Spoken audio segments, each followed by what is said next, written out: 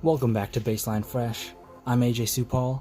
In this week's video, we'll be looking at the differences between a pump sprayer and a foam sprayer. So sit back, let's get into it.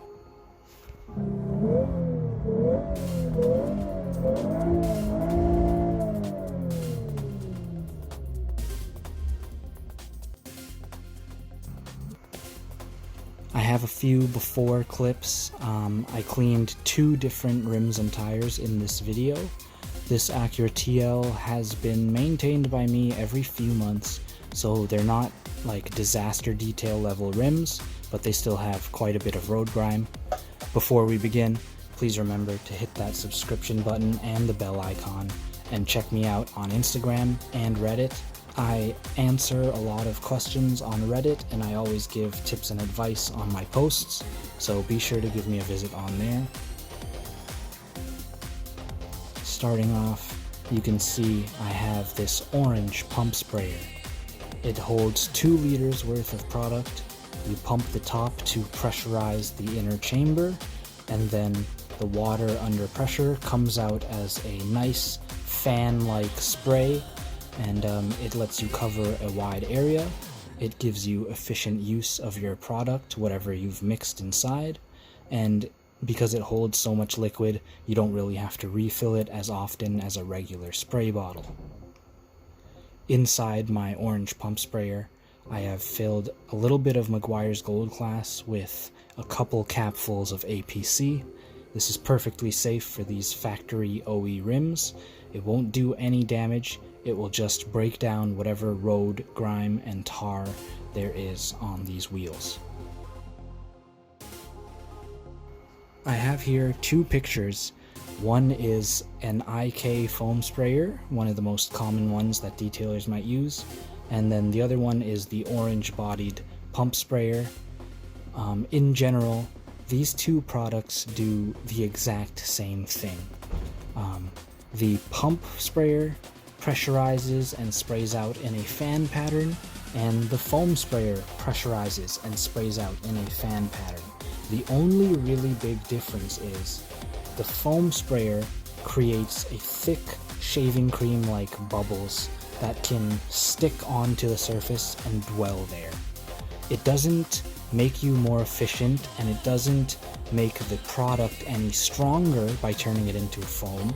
It just lets it stick on and soak in so that the chemical can work a little bit better.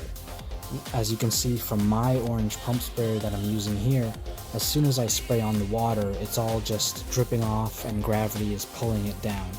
So it does get wet and it does soak, but it dries up way quicker. You might see tons of detailers on YouTube constantly saying you need a foam sprayer if you want to do a good job. That is just absolutely not true. It helps you save product, it helps you save time, and it looks really good on camera when you foam up a car or foam up a wheel, and then it turns brown and dirty and you can see what you're doing as you clean, and then it looks very satisfying when you pressure rinse it off. But in general, none of that really changes anything with the cleaning power or how good you are at your job. It just looks better on camera. This is why in my detailing business, I don't have any foam sprayers. There are a couple spray bottles that I might buy from the detailing store that come with a pump spray action to foam it up, but I don't have any actual foamers myself. I just have the spray bottles, and it has been working perfectly for me.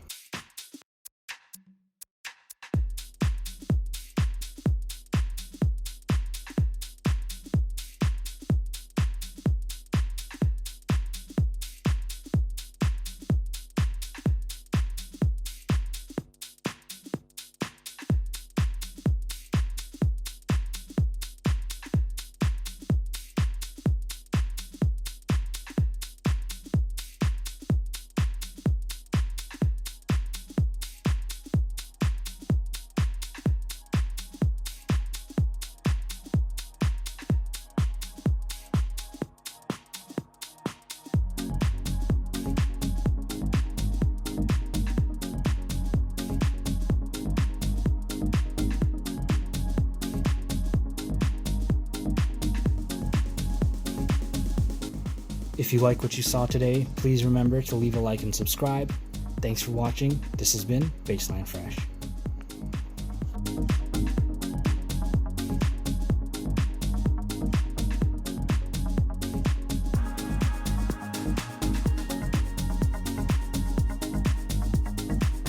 As you can see here on this wheel, I have a few different items that I'm using to clean. You saw me use a blue and white medium bristle brush for the rubber around the tires. I also have a white, long and flexible bottle brush for the inner tire, or for the inner barrels and the wheel.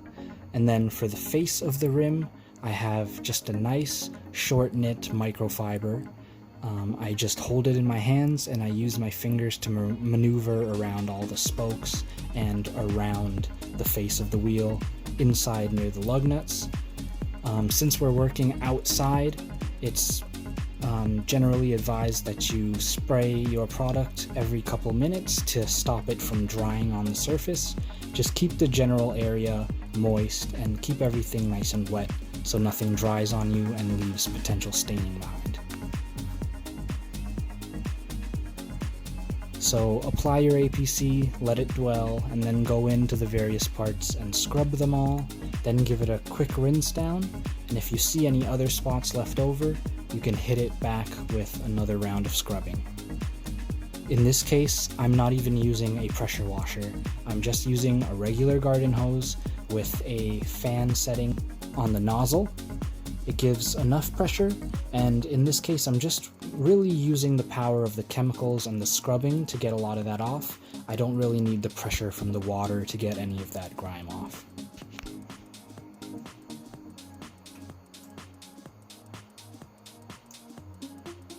Moving on to the second wheel now. This one is a lot dirtier, as you can see from this before set of footage. I have zoomed in a tiny bit here so you can see a lot of that dark liquid coming off once we've sprayed our cleaner.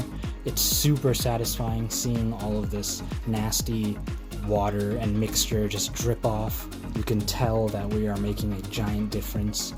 This is, I think, an 11-year-old car, so there are nicks and scratches in the rims, but that's okay.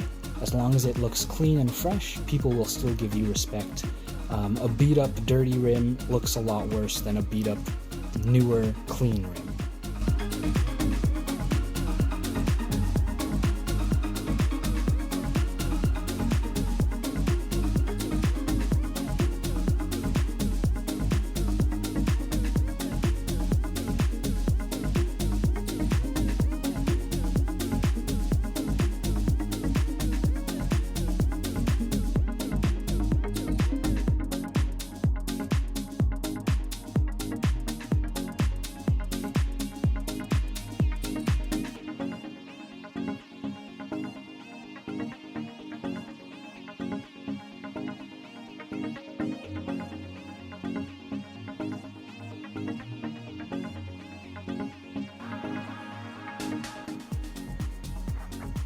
The soundtrack to this video was provided by Crash Coral.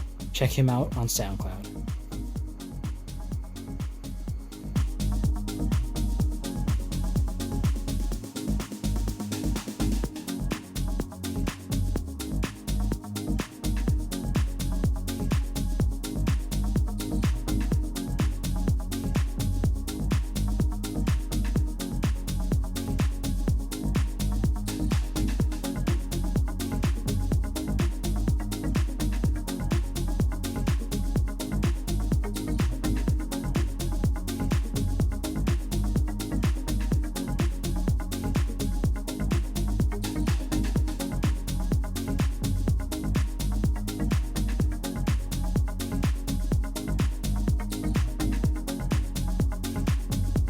Here we have some great before and after shots.